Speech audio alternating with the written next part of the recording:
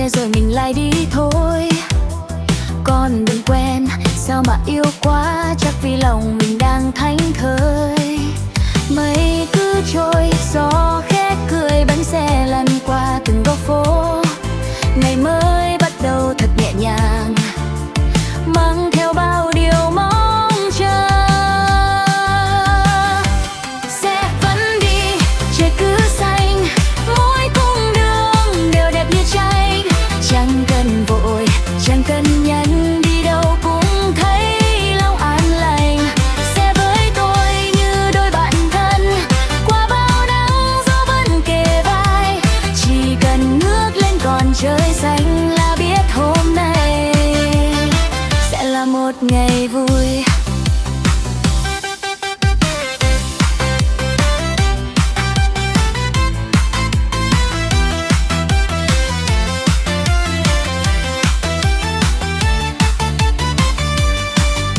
Xe bon bon qua từng con phố, gió ngoài kia mát rượi bên đường.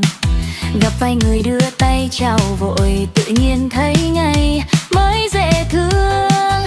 Có hôm đường đông đi chậm chút, có hôm bon bon chẳng phải chờ.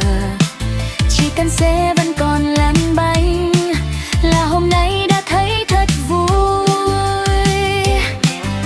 Mây cứ trôi, gió khẽ cười, bánh xe lăn qua từng góc phố. Ngày mới bắt đầu thật nhẹ nhàng, mang theo bao điều mong chờ. Xe vẫn đi, trời cứ xanh, mỗi cung đường đều đẹp như tranh. Chẳng cần vội, chẳng cần nhanh, đi đâu cũng thấy lòng an lành. Xe với tôi như đôi bạn thân, qua bao nắng gió vẫn kề vai.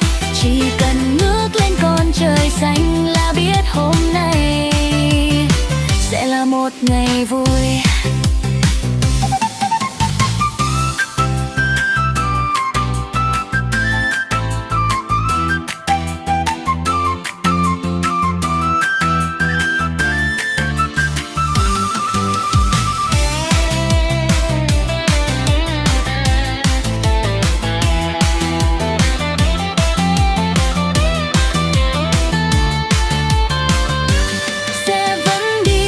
Trời cứ xanh, mỗi cung đường đều đẹp như tranh.